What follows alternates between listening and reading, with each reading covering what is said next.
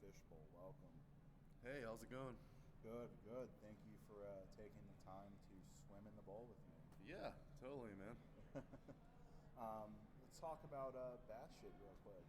Yeah, so Batshit is my first feature film, and it's basically what I'm trying to do is make a cult film like Evil Dead, and it's basically a bunch of different things that I'm really into that I was inspired by. The Shining, Evil Dead, Nightmare on Elm Street. It's got some Beetlejuice in it. It's got a lot of different stuff in it. Basically, yeah, I mean we're really going crazy. It's called Batshit for a reason, and the guy basically just to give you a little short synopsis of it, not go too far into it, but the idea is that the main character is in Nightmare Road. He's in a coma, Nightmare Road, and he's fighting off all of his inner demons, and anything could go, anything could happen. So that's the idea of it. And yeah, we're filming next in August this coming month, and we're filming in a warehouse. We're building all of our own sets, and we're just gonna have fun. We're gonna hopefully make an awesome, cult film that everybody will enjoy. If you like Evil Dead and Nightmare on Elm Street and stuff like that.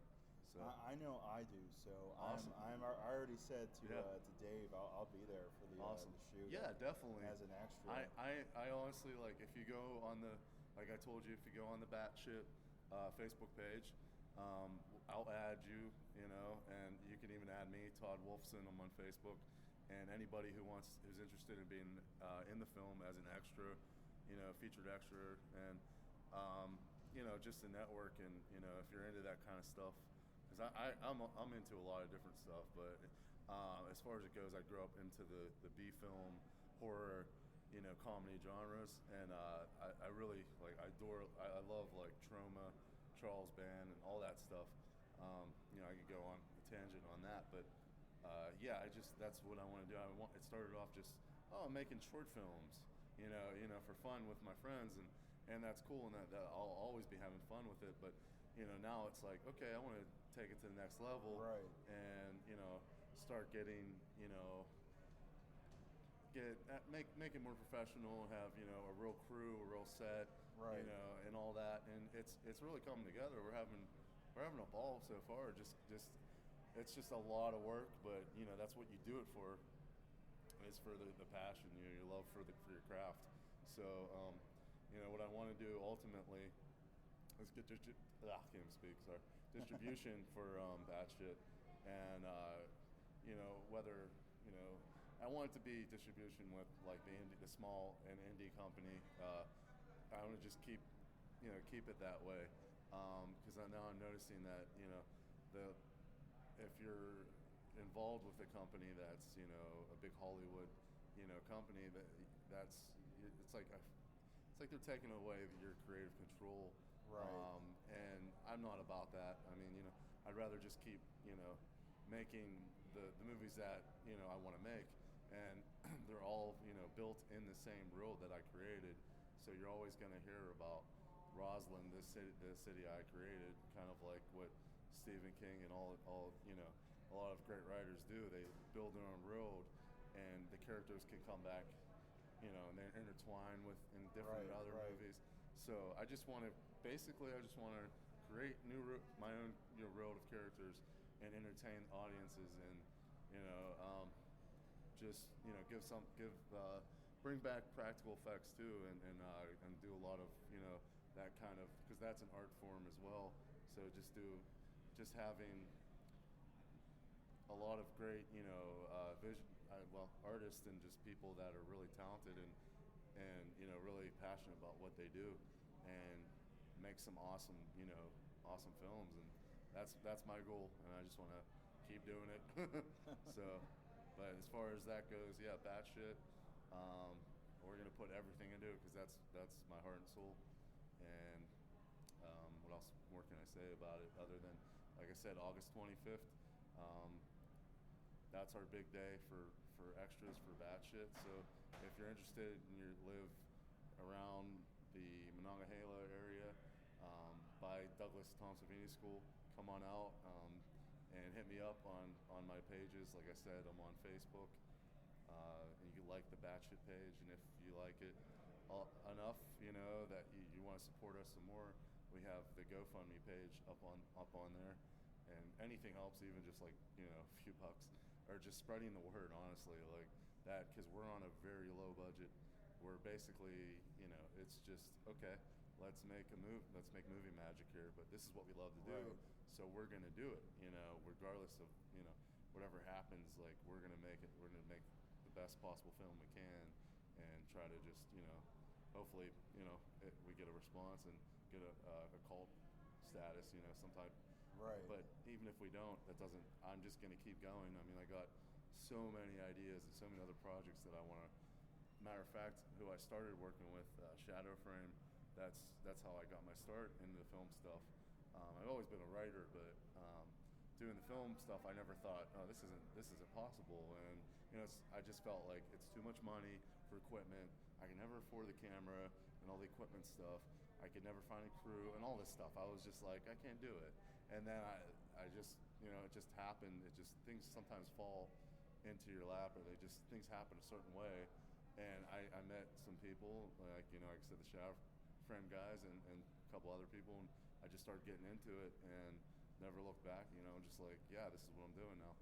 And you evolve as a person and as an artist, and you always want to keep, seeing what's next. What can you do next?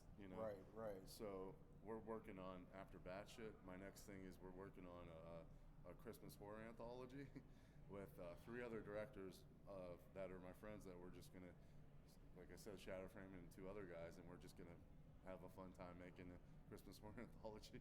So that's, I have 1,000,001 other things I want to do, but it's not like I have like, it's like I gotta do this next, I gotta do this next. But it's just whatever, if the resources are there, like, and anything's possible, you can do it. You just have to. Right. Just a lot of work, but like I said earlier, you do it for the love of the passion, the art, and I'm just gonna keep trucking, as they say. Awesome. That was a tangent. That was good though. That was good. So, what are some of your favorite movies? I just said a few earlier. Evil Dead, the original, Evil Dead 2, Army of Darkness, Nightmare on Elm Street, pretty much all of them. Friday the 13th, pretty much all of them. Any John Carpenter movie. I'm not gonna list all of his movies, but pretty much every John Carpenter movie. I'm in agreement there. Yeah. You mentioned Charles Band earlier. I like Charles and, Band. I have to say that for my own writing, a lot of inspiration, because I'm big into Lovecraft. Oh, me too. Like, I'm actually working on a H.P. Lovecraft anthology movie that's kind of like That's Remnant. awesome. Yeah, I dig that. Necronomicon. Yeah. And I love anything with Necronomicon. My first movie, 8-Bit Bloodbath. You'll dig this. Right. My first movie, 8-Bit Bloodbath. The idea was that these kids, it's Halloween night, and these kids mess with the main character, Billy Blitzkrieg, and what they do is they say, hey, come on out to this Halloween party. And really, it's a demon, a demonic resurrection, Right, a cult. right. They're a cult, and they're resurrecting. They kill him, and then they bring him back as a demon. But they didn't realize it's Halloween, so he had a power glove on. That was his costume, old school retro power glove. So he comes back as this resurrected, like 8-bit demon, like slasher, guy. kind of like what was it? But what I was getting, I don't want to cut you off. Trick or Treat. Trick or Treat. Yeah, you got it. Trick or Treat. Not too many people know about that slasher. Yeah. Sammy Kerr. Yep. I think that was it. Sammy that Kerr. was an awesome movie. I love that. Yeah, I have that. That's a great movie. People like today, it's like they hear Trick or Treat, they think the think of anthology. the anthology. Which, in my opinion, as far as anthology movies go, not that good. It's not that good. There's I had much like better. I was hating on it. Like, I was a hater, like, when it first came out. But then I rewatched it. I don't know, for the sake of Halloween. Right. And I kind of it grew on me a little bit more. But I know what you mean. It's not like the greatest. But the director, Who did that? He did something else. He did Krampus. Krampus, that's that was it. Really yeah. good. Yeah, I love Krampus. Krampus was really good. Yeah. It just, for me personally, Yeah. I think Trick or Treat was too commercialized. Yeah, I know what you mean. Because when I think of anthology, I think of Creep Show. I think of, Trilogy of Terror. I think of like Tales from the Hood. Yeah, which all great movies. Got to promote Tales from the Hood Part 2 coming way. out October. Yeah, Nice. Same director, same writer. They have a trailer out. That's awesome. Keith David is playing, I guess, the devil now. That's awesome. I had no idea. And I saw the trailer. It's like a teaser trailer. Yeah. They brought back the doll. That's awesome, dude. Which is my absolute. That's the best story out of them all. Yeah, I agree. With Corbin Burnson. Yeah, it was great. I love and Corbin Burnson. He nails it. Like he brings his A game to everything. Like Jeffrey Combs does. Mm-hmm. And like seeing him. I love Jeffrey Combs. Reanimator. Yeah. And seeing Corbin Burnson in Dennis movies. Yeah, I can go on a rant, but you said about H.P. Lovecraft that alone. But what I was gonna say was we had a prop in Ape Bloodbath that is my friend, the prop designer Jamie made, his own version of the Necronomicon. So you'll see it in the movie. And I could go on a whole tangent about H.P. Lovecraft and about Jeffrey Combs and about everything. But, right. I draw a lot of inspiration from a lot of different stuff. So that's one of the other influences is that I had an idea, which involved, I won't get too into it, but it involved a cult, a Cthulhu cult, and that's about all I'll say because I don't want to give too much away. Right. Not that anyone really is going to take my stuff, but it's just funny because you think of all this crazy shit, you're thinking that's so out there and bizarre. Who's going to get into that? Right. But you never know. There's people that are into that kind of. Stuff. And the 80s are coming back in a big way. Oh yeah. Big way. Oh yeah. We're going back to way. B-grade. Yeah, we're going backwards. Yeah. And I'm alright with that. Me too. That's my favorite. That says to me that our type of writing is there's ever growing market for it now. Well, it's good to hear because I said I'm a creative writer. No, I'm always be more just that's when people are like, oh, you're the director. I'm like, I'm also a writer. I wrote it. And I want to write more. I want to finish a novel, and I want to. I was going to do graphic novels with a friend. I needed someone because I don't draw. I can't draw. Right. I'm the one who just comes up with the ideas, and I build my reels, but it's just a whole. They're all separate. Beasts that you have to take on. Writing a novel, that's why it hasn't. It's heavy duty. It's heavy duty. It is. I'll get back into it at some point. Right. I'll get back. I'm in this head first into this film stuff, so it's I feel but all these things I could go over the place with it. I'm into so many different things, but as far as it goes, the kind of movies that I'm aiming to make, regardless of the genre or of it, I'm just out to entertain. I want to entertain people, and I want them. And most of my stories, I'll say, they're all just mainly characters that they're kind of extensions of who I am and people who I've met. Right. And you fight your own inner demons. Everybody battles their own inner demons, whatever it is, metaphorically or not, or real. Whatever it is, it doesn't matter. It's everybody's gone through something and been dragged through hell and back. And I know, I have experienced stuff in my life, and I write about. Not necessarily write exactly about what I've been through, but it's more of I create these crazy ideas in my head, and I just that's when, and I use that also as a power, as instead of getting all down about life, I use that and I that's my fuel. And I feed off of that, and it gives me purpose. It gives me a reason to keep going and keep wanting to create and write and just live. So this is what we do. This is what I love to do. So it's as far as when people say, oh yeah, this is this director Todd, and he's doing this movie Batshit, and I'm just thinking already of 8 other things that I want to do, that I'm already thinking about 8 other things. John Hughes, he was like that. I saw a documentary one of his movies. I think it was Breakfast Club or one of them, and he was just saying how I'm already thinking. Oh, I just messed you up there. That's cool. I'm already thinking about my next movie about two geeks that you know, they want to have their own, you know, sex slave or like, you know, like party girl, you know, weird science, you know, right. like Frankenstein meets like, you know, I'm trying to think, like Bride of Reanimator. Bride of Reanimator, yeah, that's another awesome, another good one. Frankenhooker. So see, I can go over the place. I love all these type of weird, bizarre films, and definitely the 80s. Like, I'd say if you were to ask me, you said what were some of my favorite films. Most of my favorite films are from the 80s, and I'd say early 90s. I just like a lot of that, like we were talking about earlier about practical effects. Oh yeah. And I mean, just I don't know if that's what I want to bring back also is practical effects. I mean, it looks more aesthetically pleasing than CG. And I just had this talk with Mr. David Fairhead, who just did an interview with about. He asked me, what was your thoughts on the Thing prequel that came out in 2009?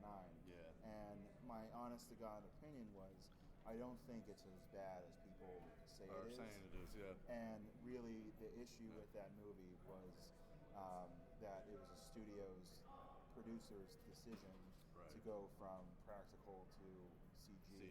And that's what ruined that movie. Yeah. And then also, it didn't end. It ended on more of a happy note, which I think for the Thing, you need to have it end on a not happy note, not a good note. Yeah, it was a very dark. It's a dark story. Right. You know? But I still thought it's worth watching. Yeah.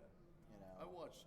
Here's the thing. I watched I caught like the last half of it when my dad was watching it one time, and I was like, "What are we watching?" I thought it was some sci-fi movie. Right. I mean, it is a sci-fi movie, but I thought it was something completely different than what it was, and then I started getting hooked on it, and honestly, I didn't mind the effects at the time that I remember I saw them. No, nothing's ever going to compare to Carpenter, the original. But, but I mean, I agree with you. I don't think it was as bad as everybody is saying it was. You know, let's talk about, like, I can talk about other movies, but I'm saying, like, the Nightmare on Elm Street remake.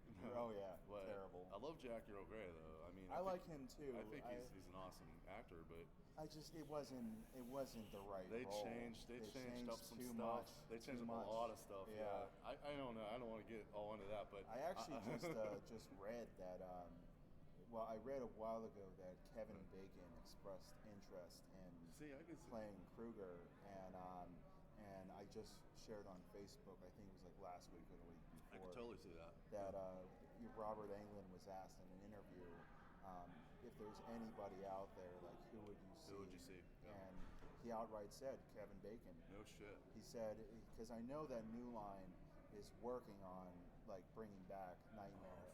Yeah, that would be awesome. I would love that. But I think what's going to remain to be seen is how Halloween does.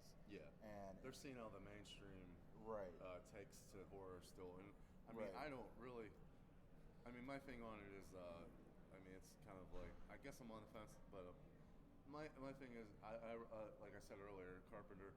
I love the original Halloween Carpenter. When people say Halloween, like, I don't think of Rob Zombie's Halloween. Neither do I. I don't think about the remake, or I mean the not just the remake, but the sequels either. Right. I mean, there's a few that are, but I mean, to me, it's like, you know, Halloween 3 is its own movie. You don't even call it Halloween. Right. I mean, and I like it, but I'm just saying the other sequels, like, I never got into, and I just think because the idea of the Carpenter's, what he created was this monster.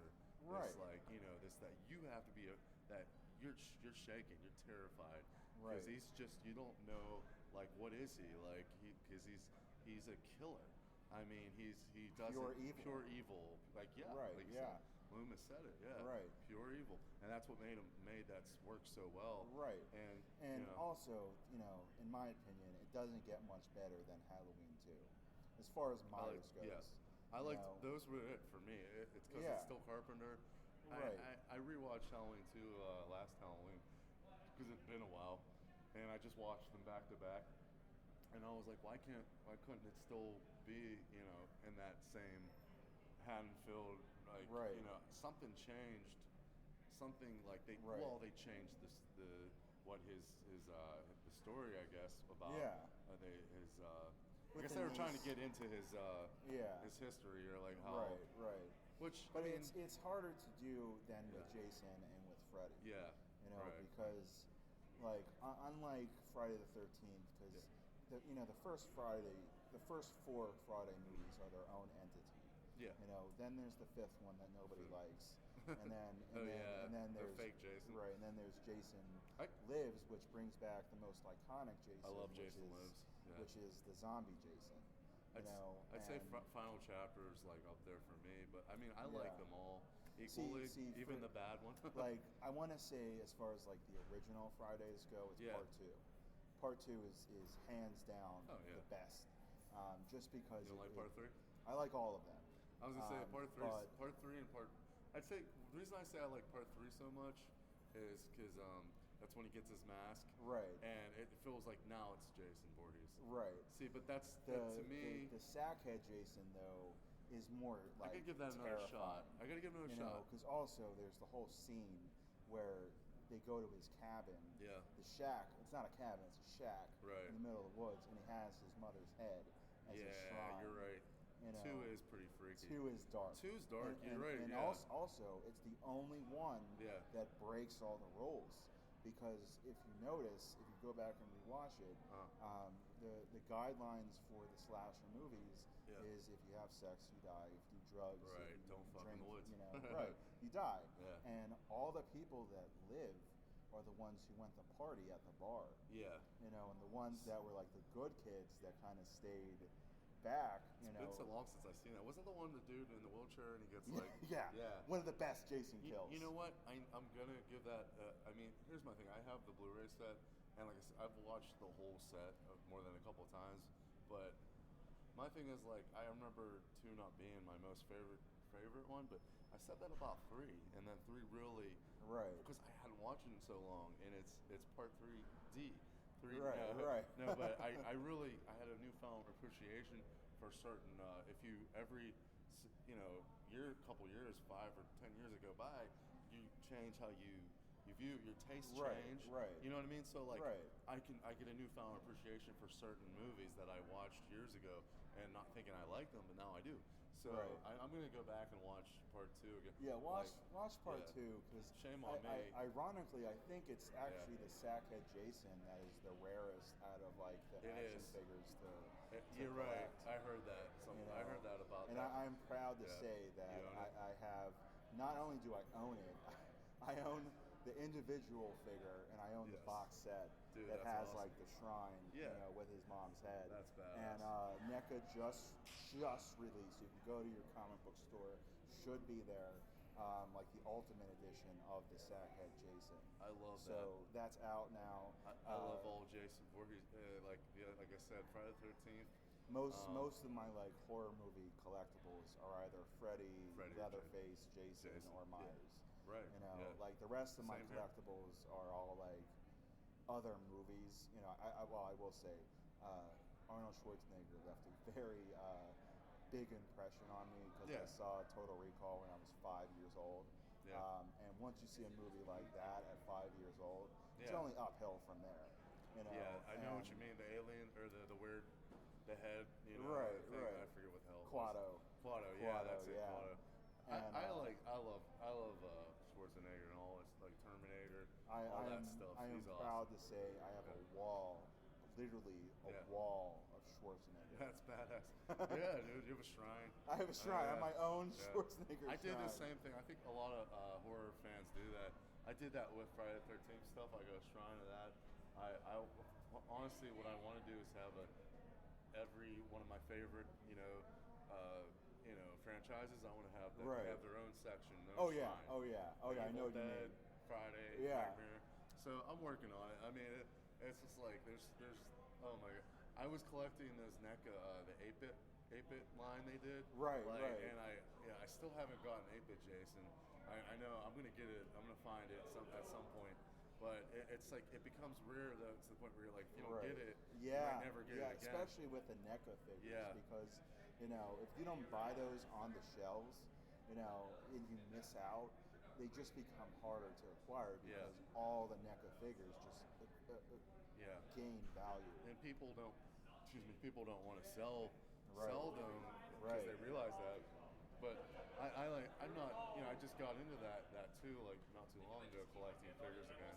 And I was collecting Spawn back in the day, but then, it's like... Which, by the way, the new Spawn movie, I am very, very excited. Me too. I read an article, I forget where I read the article, but I was just probably like, something I share.